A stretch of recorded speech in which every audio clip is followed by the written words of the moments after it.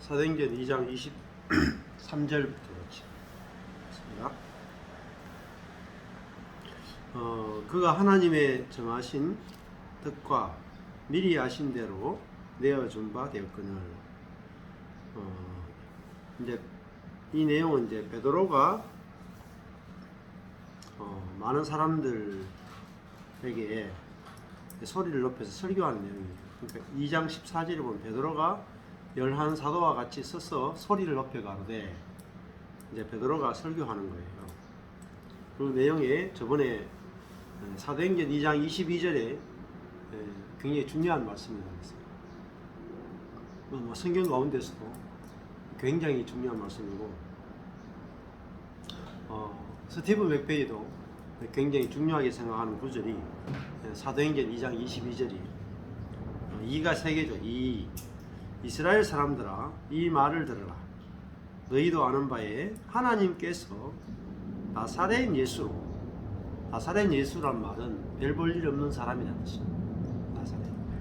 나사렛에서 무슨 선한 것이 나올 수 있겠느냐 이 뜻입니다. 하나님께서 별 볼 일 없는 그 나사렛의 목수인 예수로 큰 권능과 기사와 표적을 너희 안에서 베푸사. 자, 여기 보면 주어가 하나님이고 목적어가 예수님이고 표적을 베풀다. 이게 서술은 하나님이 예수로 표적을 베풀었다. 그래서 하나님이 너희들 앞에서 나사렛 예수를 증거하셨느니라 이렇게 됩니다. 그러니까 예수님 자신이 하나님을 증거한 게 아니라 하나님이 나사렛 예수를 증거해 주셨다. 자, 주어가 너무너무 중요하다 그랬어요. 성경을 볼 때 주어가 뭐냐? 하나님이 어떤 사람으로 하여금 큰 권능과 기사와 표적을 베풀어서 많은 사람들 앞에서 그를 증거하신다는 거예요. 자, 이게 하나님이 일하시는 방식이에요. 이게 구약에도 그렇고 신약에도 그래요. 그러니까 하나님이 많은 사람들 앞에서 어떤 사람을 증거해 주신다. 그러니까 이게 어떤 사람이 뭐겠어요? 그리스도인이다. 우리가 하나님의 자녀인 것은 하나님이 사람들 앞에서 우리가 하나님이 자녀인 것을 이렇게 증거를 해 주셔야 그게 하나님의 자녀인 거예요. 하나님은 기꺼이 그렇게 하신다. 자, 그러니까 어때요? 우리의 능력과 우리의 기사와 우리의 표적이 필요한 게 아니라 우리는 그냥 나사렛 사람이면 되는 거예요. 자, 근데 이게 잘 안 믿어지고 이제 안 받아들여진다.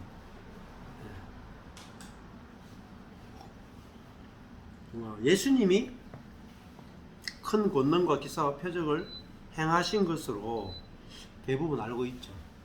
예수님이 기적을 행하셨다. 예수님이 기사를 행하셨다. 예수님이 물 위로 걸었다. 예수님이 죽은 자를 살렸다.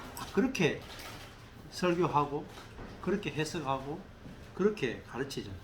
근데 여기는 하나님이 예수로 권능과 기사와 표적을 행하셨다 이렇게 말합니다. 그러니까 사복음서에서 나오는 기록들과 사도행전에서 베드로가 예수님을 해석하는 것은 그 차이가 있죠.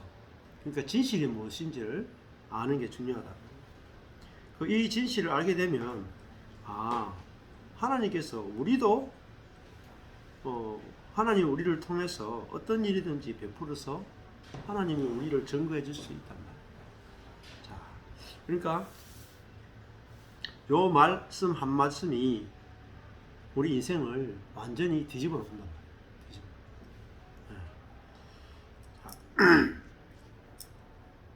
23절에 자, 그가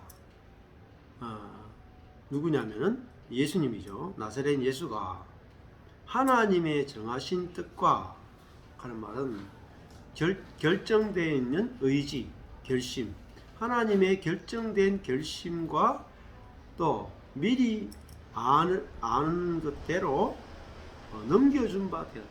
내어준 바 되었다. 그러니까 예수님이 십자가에 붙잡혀서 죽고 사람들에게 끌려가서 십자가에 넘겨진 것은 왜 그렇게 되는가? 하나님이 정하신 뜻이란 말이에요. 그리고 하나님이 미리 아시는 그대로 예수님이 십자가에 내어졌다. 그러니까 이 십자가 사건은 어때요? 인생에서 가장 불행한 거예요. 안 그래요? 이 세상에서 불행 중에 십자가만큼 불행한 게 없어요. 안 그렇겠어요? 갑자기 암이 걸려 죽는다. 젊은 나이에 암이 걸려 죽는다. 별거 그렇게 큰 불행한 게 아니에요. 십자가에 비하면 그렇다면. 십자가는 죄가 하나도 없잖아요. 젊은 나이에 죄가 하나도 없는데 그냥 감옥에 잠시 그냥 1년 갔다 왔다, 2년 갔다 왔다. 그것도 억울하잖아요. 죄가 하나도 없는데 10년 동안 감옥에 갔다 왔다. 그것도 못 참을 일이에요. 죄가 하나도 없는데 살인죄로 30년을 복역하고 왔다. 그것도 진짜 힘든 일이죠. 근데 죄가 없는데 사형을 당했다. 이것도 진짜 너무너무 억울한 거죠. 근데 죄가 없는데 십자가형을 받았다. 이거는 정말 견딜 수 없는 거예요. 세상에서 가장 억울한 게 뭐냐? 십자가에 죄가 없는데 십자가에 죽는 사람이에요. 근데 그 세상에서 가장 억울한 거, 가장 말도 안 되는 거, 그게 뭐예요? 하나님의 정하신 뜻이라. 미리 아신 거예요. 그러니까 우리가 우리의 인생도 내 인생이 뭐 이렇나 이렇게 생각하죠. 내 인생이 왜 이렇게 태어났나, 너무 억울하다, 그렇게 생각할 수 있다고. 근데 그건 전부 다 그 하나님의 뜻과 상관없이 내 뜻으로 인생을 해석할 때 그렇게 될 수밖에 없다. 근데 예수님이 십자가에 내어준 바 되었다. 그러니까 뭐 아버지가 아들을 십자가에 내어준 바 되었다. 이 말이 안 되잖아요. 안 그래요? 네. 하나님의 정하신 뜻이래요. 그러니까 하나님이 예수를 십자가에 내어준 거죠. 하나님의 정하신 뜻이니까.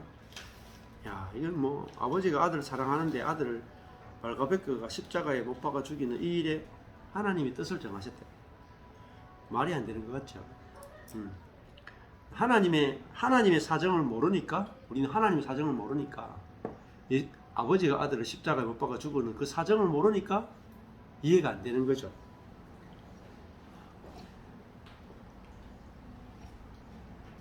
근데 하나님은 그 예수 그리스도를 통해서 모든 옛사람을 십자가에서 다 끝낼 필요가 있다는 거예요. 그래서 자기 아들을 모든 사람의 대표로 십자가에 내어서 죽게 하는 이 일을 하지 않을 수가 없는 거죠. 자, 그러니까 옛사람이 죽어야 하기 때문에 예수님을 십자가에 내어준 바 되었다. 그래서 이게 하나님의 정하신 뜻인데 우리도 그래요. 저도 이 십자가의 복음을 만나면서 우리의 천연적인 자아는 한번 십자가에 죽어야 된다. 그 말은 거절당하고 버림받아야 된다. 저주를 받아야 된다. 죽어야 된다. 버림받고 죽어야 된다. 저주받고 버림받고 죽어야 된다. 그 말은 뭐겠어요? 우리의 천연적 자아는 하나님과 원수되어 있다. 완전히 쓸모가 없는 거예요. 머리끝부터 발끝까지 다 자기 중심입니다. 철저하게 자기 중심입니다. 그러니까 그걸 알아야 왜 하나님이 예수를 십자가에 죽어서 머리끝부터 발끝까지 끝내야 되는 거예요. 머리에 가시면류관 쓰고요.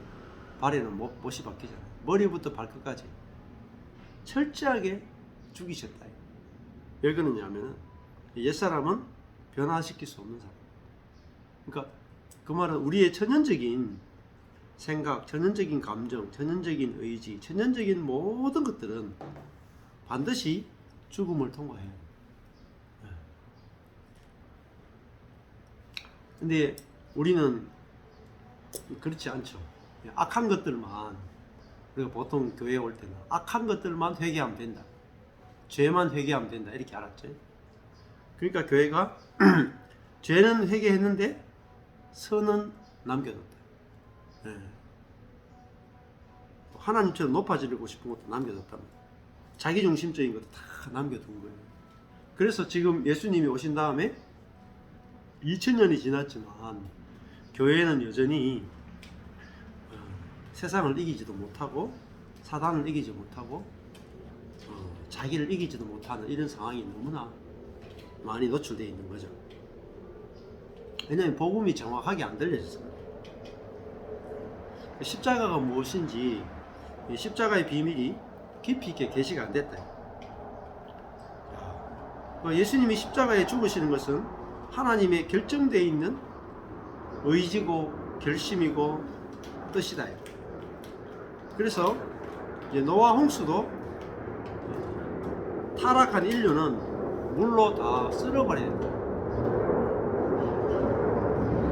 그래서 노아 홍수 사건에도 보면은 그 사람의 생각하는 것이 날 때부터 악했다고 했어. 날 때부터. 그래서 어느 정도 악하냐? 물로 다 쓸어버릴 정도로 악했다.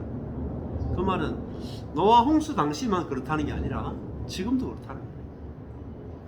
이거를 우리가 알 때 정말로 십자가가 왜 필요한가, 십자가만이 왜 복음이 되는가 하는 걸 알 수가 있죠. 그러니까 현대인들이 갖고 있는 모든 정신적인 모든 질병들 있잖아요. 우울증, 스트레스, 관계 깨지는 거, 뭐 이혼, 뭐 상처, 요즘 공황장애, 우울증, 모든 것들이 어디서 오냐면은 사람은 쓸만하다고 생각하기 때문에 오는 거예요. 그 사람의 우리의 천연적인 사람이 십자가에 죽고 끝나야 되는 사람이라는 사실을 알게 되면 사실은 우울증이 안 와. 우울증이 올 수가 없다고. 왜냐하면 아니 뭐 천연적인 사람은 기대할 게 없잖아요. 기대할 게. 뭐 상처 주고 이런 게 없어요. 상처를 천연적인 사람은 당연히 상처 받게 돼 있고 당연히 상처 주게 돼 있어. 그렇잖아요. 당연한 걸 가지고 뭐 상처를 받았네 하고 뭐 다 그렇게 한단 말이에요. 그래서 천연적인 사람이 죽어야 옛 세계가 끝나고 옛 사람이 끝나기 때문에 하나님은 그 아들을 십자가에 넘겨주기로 뜻을 정하셨다. 그리고 미리 아신 대로 내어준 바 되었다. 그래서 예수님이 십자가에 죽으신 것은 하나님의 아시는 것이고 하나님의 정하신 뜻이다. 그래서 우리의 인생도 한 번은 이렇게 딱 내가 원하는 대로 안 되는 그런 것이 필요하다. 그리고 그런 걸 통해서 내 속에 뭐가 있는지를 이제 확실하게 이제 보는 것들이 필요하죠. 그래서 예를 들어 가지고 부모님들이 이혼을 했어요. 부모님이 이혼을 했어요. 애들이 어마어마한 상처를 받아요. 근데 왜 상처를 받느냐면은 우리 부모님을 나는 절대적인 내 안정감으로 부모님을 딱 신뢰하고 있는데 부모님이 딱 이혼해보잖아요. 그럼 애가 세상에 믿을 사람이 없네 하고 안정감이 깨져. 자, 그럼 안정감이 왜 깨질까요? 내중심적인 거예요. 애들도 내 안정감을 위해서 부모님이 이혼하면 안 돼요. 그리고 부모님은 타락한 존재가 아니야. 나를 위해서는 부모님이 타락한 행동을 하면 안 돼. 이렇게 딱 잡고 있다. 근데 부모님이 막 부패했기 때문에 이혼해버린다. 그럼 자녀가 저러면 안 되는데? 저러면 내 안정감이 깨지는데? 응? 부모님이 저렇게 마음대로 저렇게 자녀들에게 어떤 상처를 주는지 모르고 이혼하는 거 보니까 에이씨 나도 내 인생 내 마음대로 해보자. 복수하자. 이렇게 돼가지고 애들이 막 헤맨다. 그러니까 복음이 그 안에는 없는 거예요. 아, 그렇구나. 부모님들도 사람이고 천연적인 사람들은 다 자기중심적이고 타락했기 때문에 이혼하는 게 차라리 정상이다. 이렇게 알면 이제 성경을 알게 되고 복음을 알게 되면 부모님이 뭐 어떤 이혼을 하든지 어떤 자녀를 버리든지 어떤 짓을 해도 자녀가 오케이 넘어갈 수 있다. 근데 전제가 잘못된 거죠. 자녀들도 마찬가지죠. 친구 관계도 마찬가지예요. 자, 아이들이 요즘 학교 가서 막 친구들이 왕따를 당하거나 친구 간에 이제 문제들이 막 생긴다. 문제가 생기는데 이렇게 생각해요. 사람은 그렇게 나쁘지 않아. 죄만 회개하면 쓸만해. 이렇게 생각합니다. 그러니까 친구들하고 이렇게 막 놀고 막 하다 보면 뭐 왕따를 시키기도 하고 당하기도 해. 그러면 애들이 왕따를 당하거나 시키는 과정에서 왕따를 당하면 심각한 정신적인 타격을 입어요. 친구들이 집단 왕따를 시키면. 그러면 거기서 이제 심각한 대인기피증이나 우울증이 오고 꼼짝을 못해. 정신적인 병까지 올 수도 있다. 근데 그런 왕따를 당할 때 왜 우리가 정신적인 병이 드느냐면, 인간은 선해야 돼. 인간은 착해야 돼. 라는 전제가 있기 때문에 다 그 전제에 안 맞으니까 문제가 생겨요. 사람은 자기중심적이란 말은 자기 이익을 위해서는 남을 죽일 수도 있고 왕따시킬 수도 있고, 그게 천연적인 사람, 옛사람의 본성이라는 사실을 알아야 사람들이 그렇게 할 때 뭐 그렇게 할 수밖에 없지, 그럴 수 있지, 패스되는 거예요. 그러니까 천연적인 사람이 얼마나 자기중심적으로 부패했는지를 알아야 우리가 거기서 오히려 상처받지 않고 오히려 그럴 수 있지 하면서 패스가 되는 거예요. 패스가. 야, 사회가 이러면 되나? 애들이 이렇게 하면 되나? 그래서 이제 사회는 뭐로 움직여요? 법으로 움직이죠. 네? 근데 23절에 보면 이렇게 했죠. 너희가 예수를 십자가에 못 박혀 죽이는데 어떻게 했어요? 법 없는 자들의 손을 빌어 못 박아 주겠다. 어떤 자들의 손으로 예수가 죽었어요? 법이 없는 자들이죠. 자, 세상은 법으로 통치되죠. 로마 시대 때도요. 로마 법으로 통치돼요. 사람이 사형에 해당되는 걸 하려면 유대인들이 사형을 못 시켜요. 유대 나라가 로마의 지배 아래에 있었기 때문에 사람을 사형시키려면 로마 법정에 가서 사형 언도를 받아야 사형을 시킬 수 있어요. 특별히 로마인은 가이사의 법정까지 가야 되고, 유대인들은 그냥 가이사의 법정까지 안 가고 그냥 빌라도 총독이 결정할 수 있는 거예요. 자, 근데 여기 보면 세상은 법으로 통치되죠. 유대인이 로마 사람이에요? 네? 유대인이 로마 사람이에요? 네. 유대인은 유대인이고 로마 사람은 로마 사람이죠. 유대인은 이스라엘 사람이죠. 네. 네. 네. 그렇게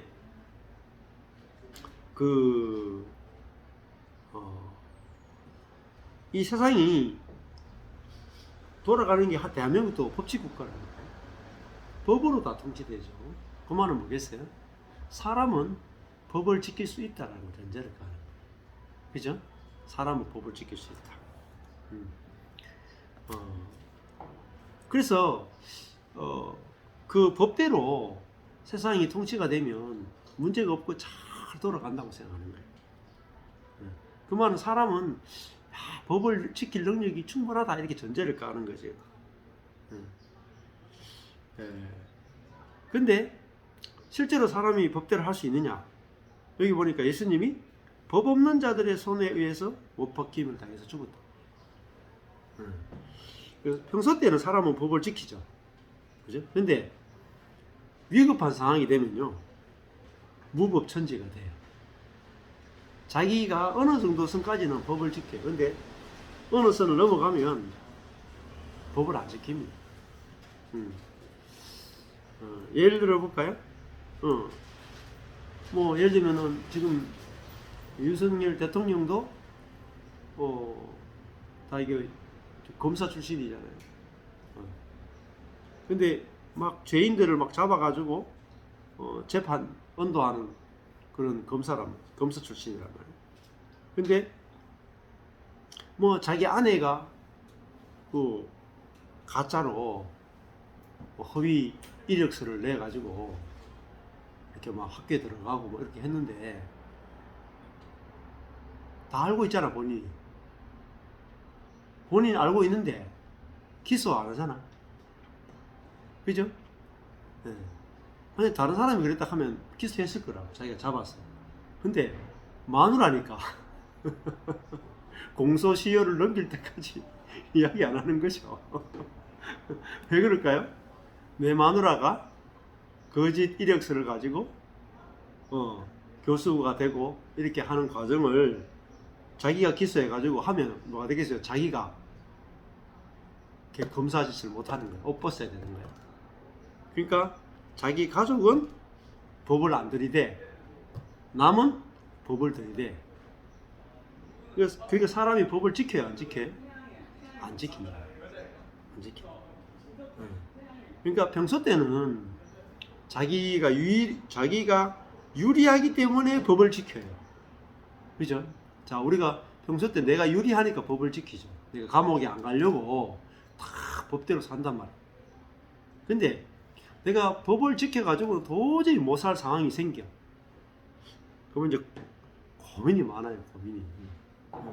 우리 그 홍 권사님, 내가 저번에 저기 항공사진으로 집이 이렇게 고쳤는데 모르게 집을 이렇게 걷어도 고쳤는데 항공사진이 찍혀가지고 철거하시오 해가지고 얼마나 한 1년 이상 고민했죠. 보통 고민이 아니라니까요. 그러니까 평소 때는 우리가 법을 다 지킬 수 있어. 근데 내가 금전적으로 어마어마한 피해가 온다, 내 신상에 큰 문제가 온다, 그러면요 우리는 이제 초법적인 삶을 살게 돼. 법을 초월해서 살고 그죠? 그러니까 사람이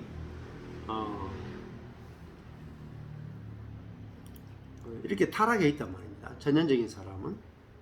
그래서 결국은 누구까지 죽이냐면 하나님의 아들로 이 땅에 오신 그 예수 그리스도, 죄가 없는 자를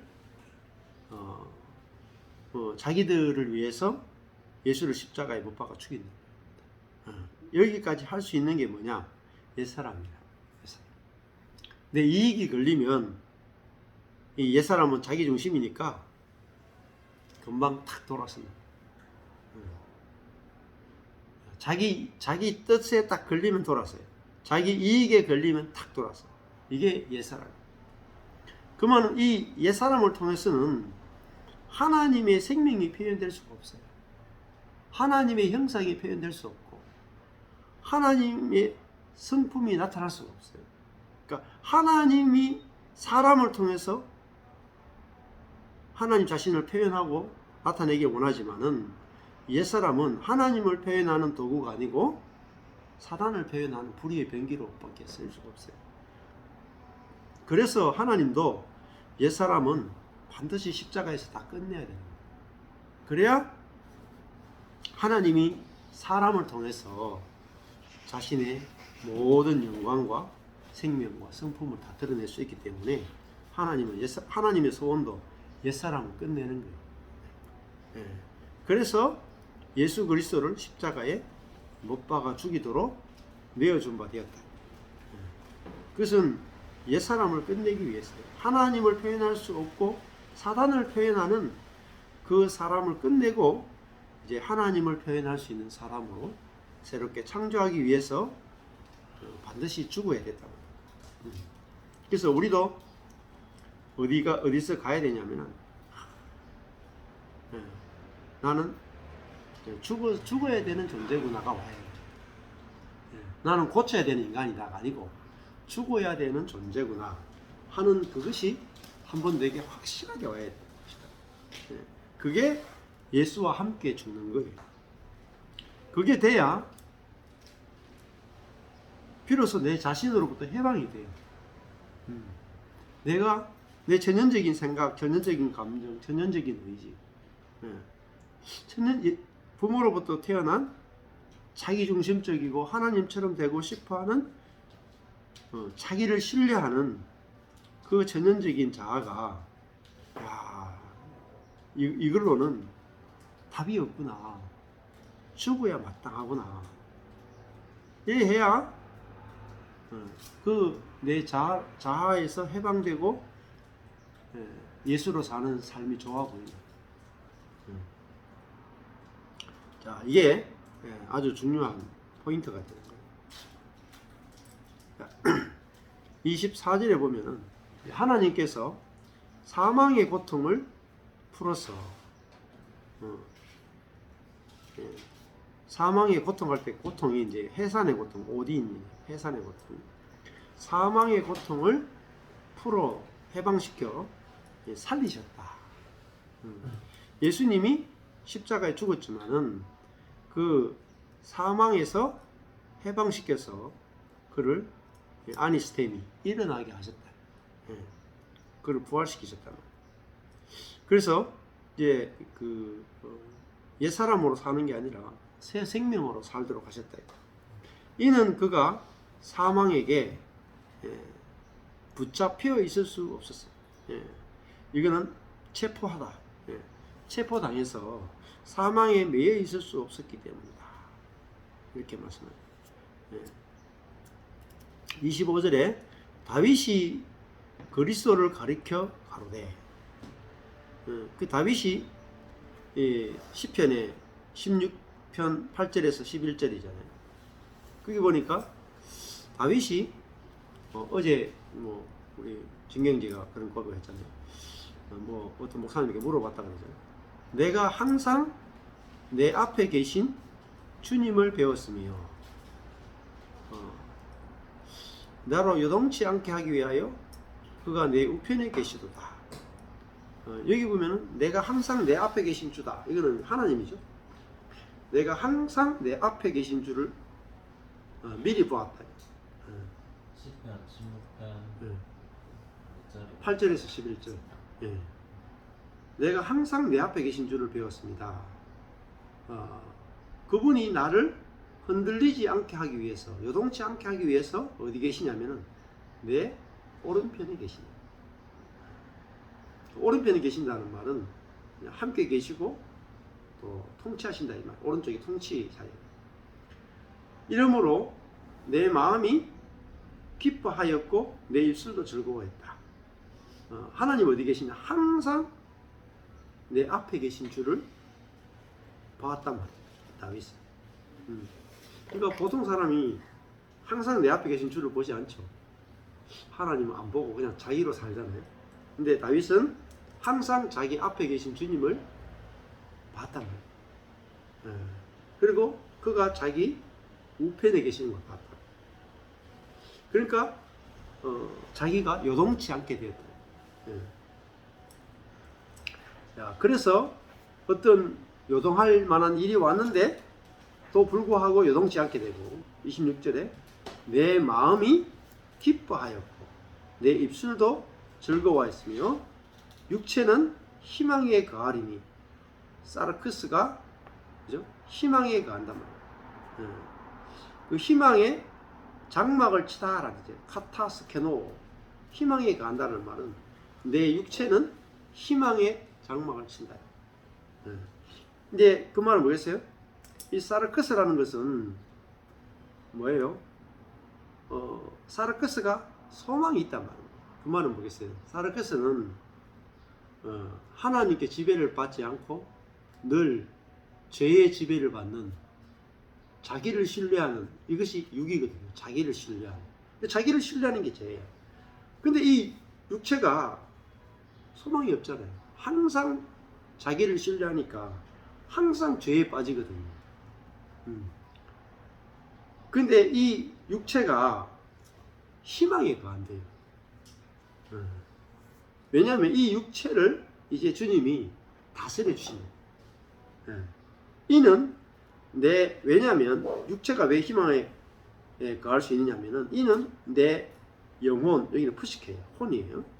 내 혼을 음부에 버리지 아니하시며, 하는 말은 우리의 생각과 감정, 의지가 음부에 버려졌다 하는 것은 하나님의 통치받지 않는 상태, 그게 음부에 버려진 상태.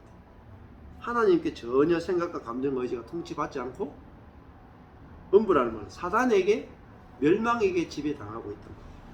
근데 그걸 버려뒀다는 말은 포기했다는 말이에요. 우리의 혼이 하나님이 전혀 손대지 않고 사단의 통치 가운데, 또 좌절 가운데, 절망 가운데, 우울함 가운데, 분노 가운데, 판단 가운데, 죄악 가운데 있도록 두셨다고. 근데 하나님이 내 혼을 음부에 사단에게 지배 아래 두도록 하지 않으시고, 또 주의 거룩한 자로 가는 것은 자기 영혼이니까, 그죠? 자기 영혼이니까 그 다윗이겠죠. 주의 거룩한 자가 다윗 아니겠어요? 다윗으로 썩음을 당치 않게 하실 것입니다. 이렇게 고백해요. 죽어서 끝장나는 그런 상태로 두지 않을 거란 말이에요. 근데 이 다윗이 자기를 가리켜서 내 영혼, 주의 거룩한 자, 주께서 기름 부은 자로 썩음을 당치 않게 하실 것이다. 자기를 가리켜 말했는데, 이것이 결국은 누구를 예언하는 거냐면 예수님을 예언하는 거예요. 주의 거룩한 자가 다윗 자신을 가리켰다가 신약에 오면은 이 거룩한 자가 그리스도를 상징합니다. 그러니까 이중적이죠. 예언이 이중적인 거예요. 다윗 자신에게 적용했다가 이것이 후대에 오면은 예수 그리스도에게 적용되죠.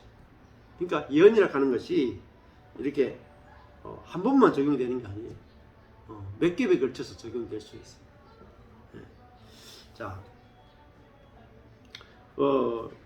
다음에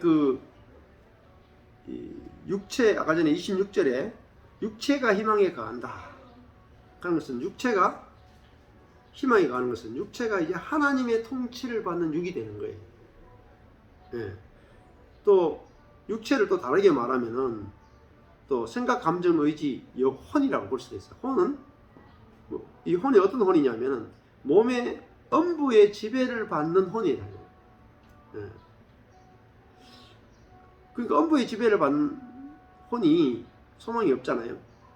근데 그게 썩음을 당하는 거라고요. 부패하는 거래요. 혼이 부패가 뭐죠? 혼이 철저하게 자기중심성에 의해서 지배당하는 것, 그게 부패고 썩음이에요. 근데 이게 아까 전에 17절에 보면은 이렇게 나왔죠.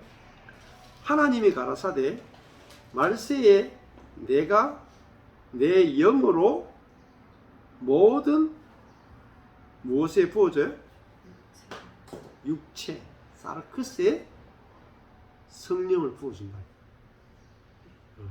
그러니까 사르크스에 육의 성령을 부어주어서, 그러니까 이 육이 뭐죠?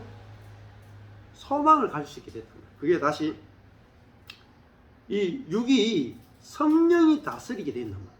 즉 다른 말 하면 27절에 우리의 혼이 이제는 성령이 오셔가지고 내주하셔가지고 우리의 사르크스를 통치하실 때, 우리 사르크스가 그죠? 우리의 혼이 하나님을 표현하는 생각과 감정과 의지로 쓰입니다. 그 다른 말은 거룩한 생각이 나오고, 거룩한 감정이 나오고, 거룩한 뜻이 나오는 거예요. 자기중심적인 것이 아니라 하나님을 살리는 생각, 그죠? 남을 살리는 감정, 자기를 낮추고 남을 높이는 뜻과 의지가 나온다. 그게 뭐냐면 그게 썩음을 당하지 않는 거예요. 그게 뭐냐? 28절에 보면은 주께서 생명의 길로 내게 보이셨으니 주의 앞에서 나로 기쁨이 충만하게 하시리로다 했다. 이렇게 나가죠. 이게 결국은 음부의 벌이다, 썩음을 당하다, 이 같은 말이죠. 27절에. 근데 반대말이 뭐냐면 28절에 생명의 길로 내게 보였다 할 때 그 생명은 뭐냐면 이거는 이제 부활의 생명, 하나님의 생명으로 사는 방법, 그게 길이다. 호도스 길이, 생명의 길을 보이셨다. 자, 그래서 이 생명의 길을 보이니까 주의 앞에서 나로 기쁨이 충만하게 하신다.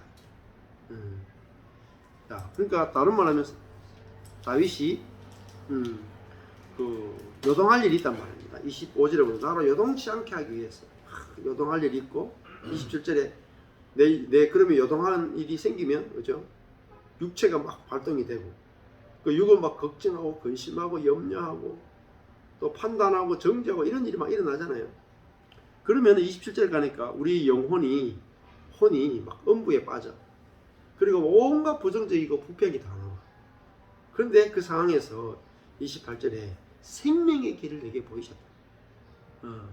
그 타락과 절망 가운데서 어떻게 우리가 살아날 수 있는가? 그게 생명의 길이. 그 생명의 길이 보이니까 내가 기쁨이 충만하게 됐다. 자, 그 생명의 길이 뭐냐? 그 생명의 길이 곧 성령으로 사는 길입니다.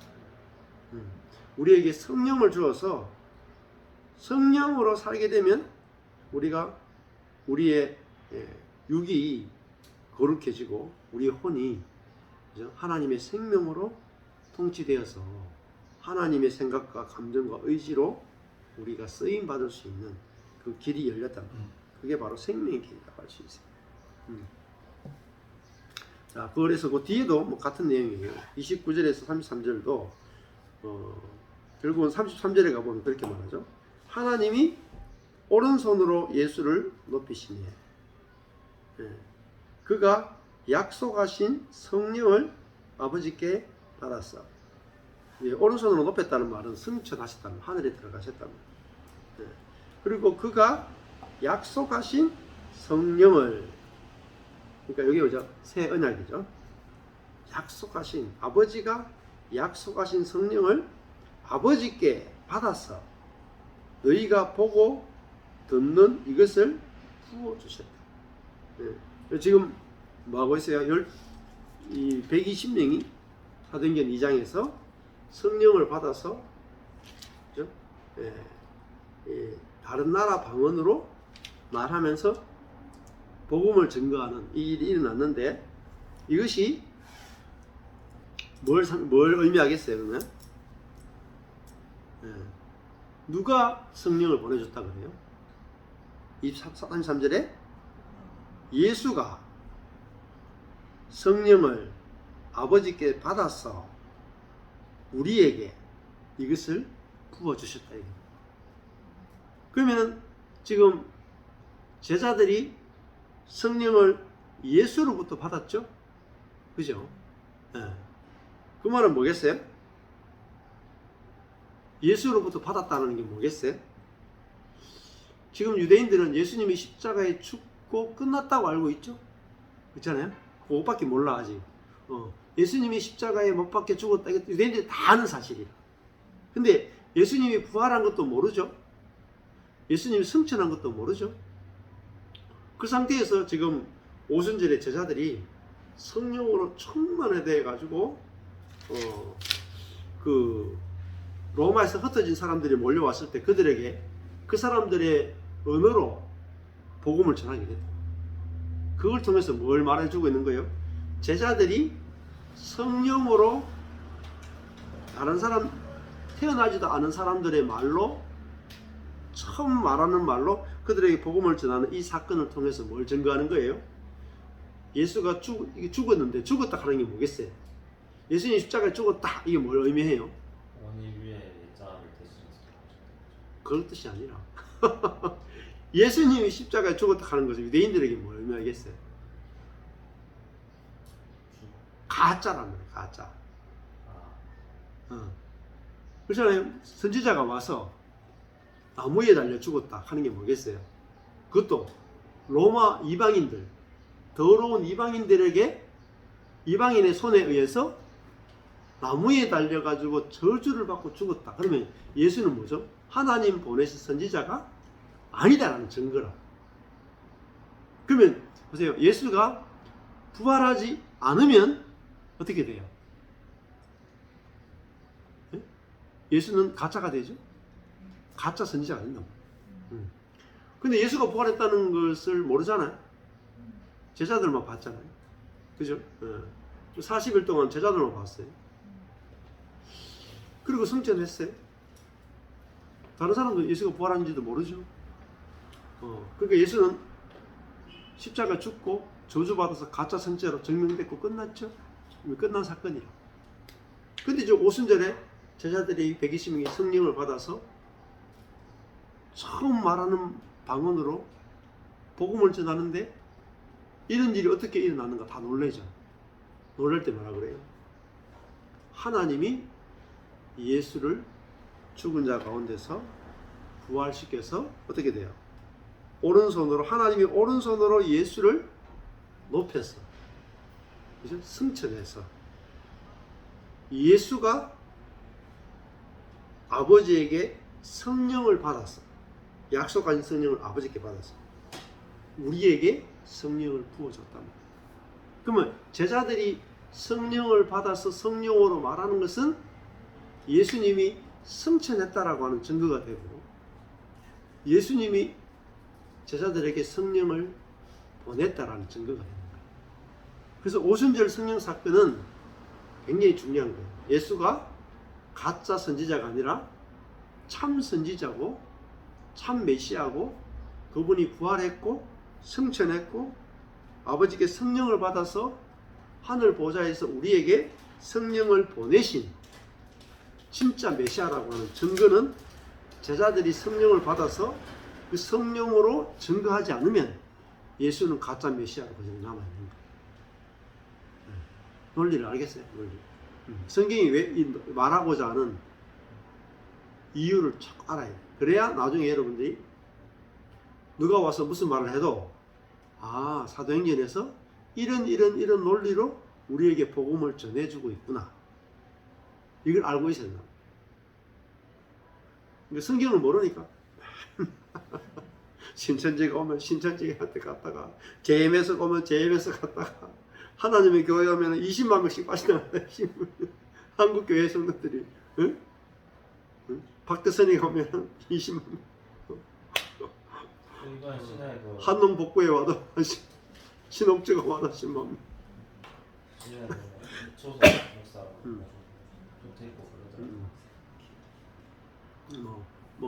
그런 거는 문제가 안 돼.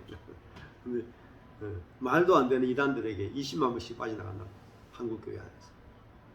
그 이유가 뭐예요? 성경을 안 가르치는 거야. 맨날 예배만 하는 거야. 예배. 신령과 진정으로 예배만 드리면 된다고 생각해요. 신령과 진정으로 기도만 하면 된다고 생각해요. 열심히 새벽 기도하고 열심히 예배 드리지만 성경을 몰라. 성경을 다 넘어가는 거야. 그래서 말씀을 이렇게 차근차근 배워가는 게 아주 중요합니다. 그래서 모르면요, 이 진리를 모르면 다 속아는 거야. 열심히 하다가 다 저는 신천지 여도문 나가보면 동구에 저쪽에 이제 나가보면 아이고 저기 동구 저기 방촌 쪽에 유원지 있잖아요. 동천 유원지 앉아 있으니까 아이고 신천지 사람들 와가지고 얼마나 전도하는지 앉아서 쉴 수가 없어. 근데 다 보니까 전부 다 아줌마고 또 청년들이고 우리 여기 동네에도 앞에 가보면 동방번객 해가지고 막 하여튼 들어온 사람도 있고 뭐 하여튼 온갖 이단들이 길에요. 쫙 이게 우리 아파트 앞에 이게 이렇게 쫙 세워놓고 그 사거리에서 다 기다립니다. 영적으로 얼마나 많은 이단들이 지금 생겨나는데, 근데 모든 이단들의 특징은요 딱 하나예요. 율법주의. 당신이 이렇게 살아야 되고 이렇게 안 하면 천국 못 간다.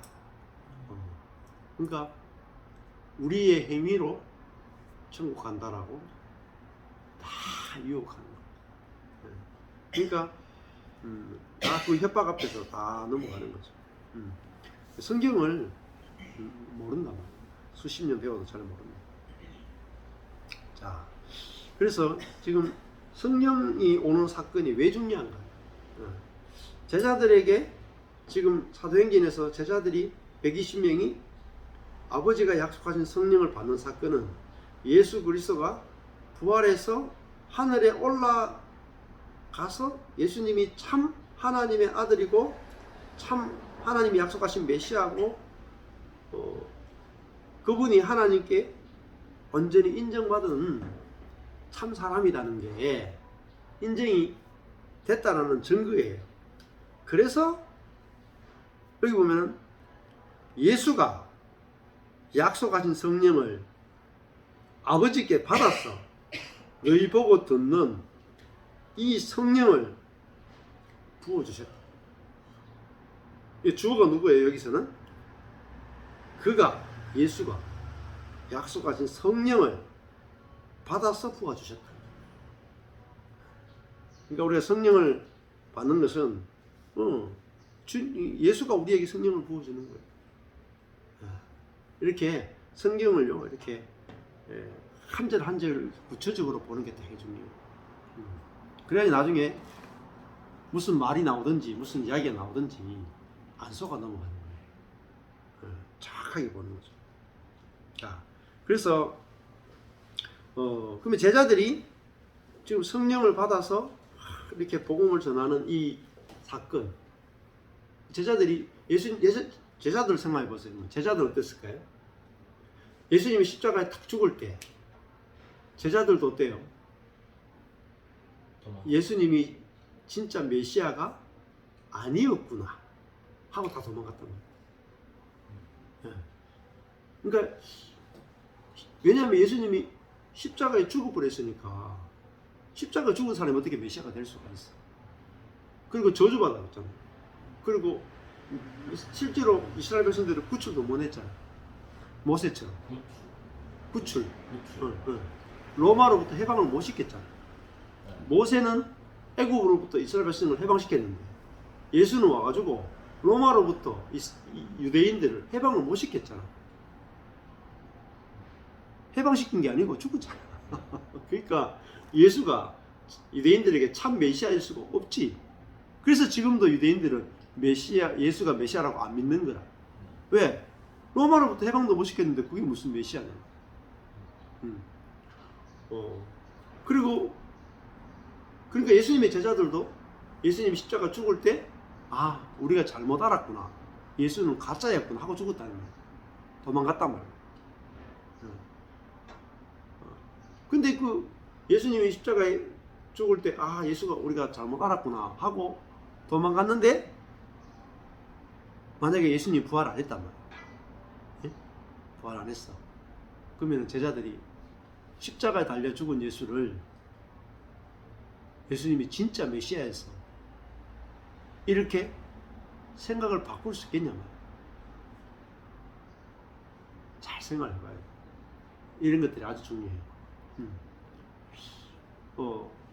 그 유대인들은 메시아라 그러면은 그죠? 로마로부터 실제적으로 모세처럼 정치적으로 해방시켜 줄 수 있는 모세나 다윗과 같은 정치적인 메시아를 기다렸단 말이에요. 정치적인 왕을 기다렸단 말이에요. 근데 예수는 와서 정치적인 왕으로 온 게 아니고 죽으러 왔단 말이에요. 죽으러 와서 십자가에 죽었단 말이에요. 저주받아 죽었단 말이에요.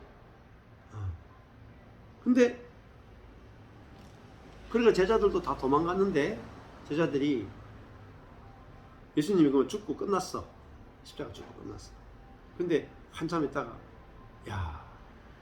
생각해보니까 그 예수가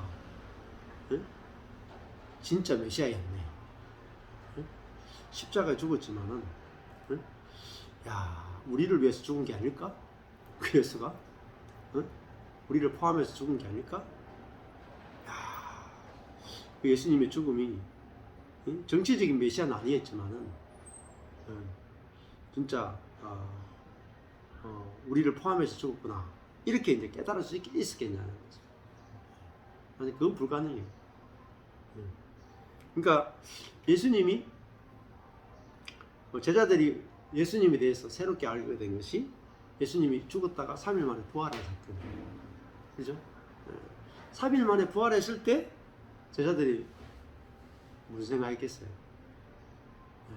예수님이 하나님이 보내신 진짜 메시아고 진짜 하나님의 아들이 맞구나, 이렇게 그 부활 사건으로 말미암아 제자들이 예수님을 하나님의 아들로 참 선지자로 믿어지게 되겠다. 그렇지만 아직까지는 제자들의 믿음이 온전하지 못해요. 그 다음에 승천하시고 지금 사도행전에 와서 제자들 속에 하나님 오른편에 있는 이 예수님이 약속하신 성령을 받아서 제자들에게 그것을 성령을 보내줬을 때, 성령을 받았을 때 제자들이 비로소 뭔지 알게 됐어요. 아, 예수가 진짜 하나님이 보내신 메시아가 맞구나. 메시아가 맞구나. 이 메시아는 정치적인 메시아가 아니라, 그죠? 정치적인 나라를 세우는 게 아니라 하나님의 나라, 하늘의 나라를 이 땅에 가져오는 메시아구나. 로마 제국으로부터 이스라엘을 해방시키기 위해서 온 메시아가 아니라 이 땅에 새 백성, 이스라엘을 중심으로, 이스라엘이 하나님의 나라가 아니라 이제는 자기가 죽고 부활한 그것으로 말미암아 이제는 옛사람이 죽고 새로운 사람으로 창조되는 그 새로운 백성을 창조하는 메시아. 새 백성을 창조하는 메시아로 예수가 이 땅에 없구나. 그런 메시아로 제자들이 알아졌다. 그러니까 신의 구약에 생각했던 그런 정치적인 메시아가 아니다. 정치적인 메시아가 아니라 영적으로, 그죠? 죽었던 사람들을 영으로 살려내는, 그래서 거듭나게 하는 그 메시아로 봤구나. 그걸 이제 알게 된 거죠. 성격이 완전히 이스라엘 사람들이 기다리던 메시아하고 하나님이 보내주신 메시아하고 성격이 완전히 다르게 왔다. 자, 그러니까 예를 들어 가지고 모세가 와서 제자들에게 성령을 못 줬죠. 다윗도 왕이었지만은, 메시아 같은 왕이었지만은 백성들에게 성령을 못 줬죠. 그죠? 근데 예수는 와서 모세와 다윗에 비하면 더 적은 일을 했어요. 그렇죠? 한 나라를 움직이지 못했단 말이에요. 겨우 갈릴리 구석에서 움직이고 몇 명 살리고 뭐 이 정도밖에 못 했다. 5천 명밖에 못 먹였다. 모세가 한 일에 비하면 세 발의 피해요. 200만 명을 40년 동안 먹인 모세에 비하면 예수님이 뭐 5천 명 그냥 먹인 것은 그냥 애들 장난이라. 근데 모세나 다윗이 한 일에 비해서 예수님이 하신 일은 완전히 성격이 다른 거라. 그러니까 모세나 다윗을 통해서는 정치적이고 큰 능력 있는 일이 나타났지만은 사람을 바꾸지는 못합니다. 옛사람을 조금도 바꿀 수가 없었어요. 근데 하나님이 예수 그리스도 안에서는 뭘 하시냐면은 사람을 바꾸는 거예요. 옛사람을 새로운 사람으로 창조하는 일을 위해서 예수를 보내요. 그래서 예수님이 중요한 거예요. 그래서 다니엘서 7장에 인자가 오리니 그 인자가 구름을 타고 오는데 그 인자가 새로운 백성을 창조하는 인자로 그렇게 예언이 되어 있어요. 다니엘서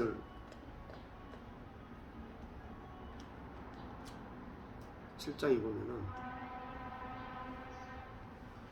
아주 중요합니다.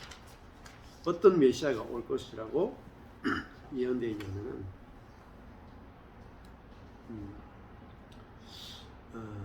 다니엘서 7장에 보면은 내가 또 밤 이상 중에 보았는데 인자 같은 이가 하늘 구름을 타고 와서 몇 절이죠?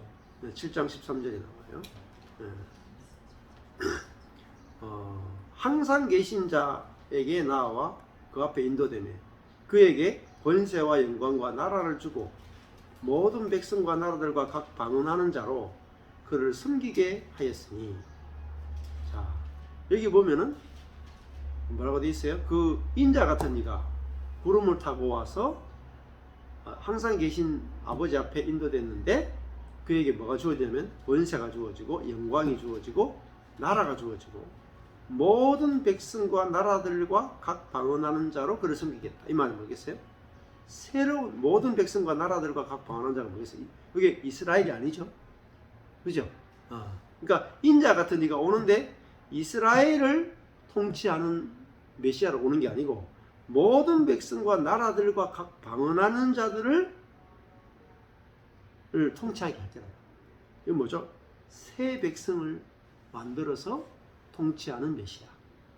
그 메시아로 올 것을 예언했단 말이에요. 그러니까 예수님이 이 땅에 와서 이제 새 백성을 창조하는 새 백성. 자신 안에서 십자가 안에서 옛 사람을 다 끝내고 부활 안에서 새 백성을 창조해서 이제 그 새 생명으로 사는 그 새 백성의 왕으로 오신 그리스도를 우리에게 보여주고 있다. 그래서 이 그 사도행전도 이런 식으로 좀 우리가 맥락을 알고 이렇게 읽어 나가면은 되게 중요하고, 이 맥락을 나중에 들어놓으면 조금 다운할 수 있지만 들어놓아야 나중에 뭐가 진리고 뭐가 거짓인지 가려낼 수가 있어요. 어떤 여러분들 설교를 듣거나 어떤 걸 들을 때 이렇게 전 문맥을 알고 있어야 안 속는단 말이에요. 어떤 설명을 들을 때. 근데 한 번도 들어본 적이 없으면 여러분이 누가 와서 막 이렇게 저렇게 설명하면 다 속아서 넘어갈 수 있다.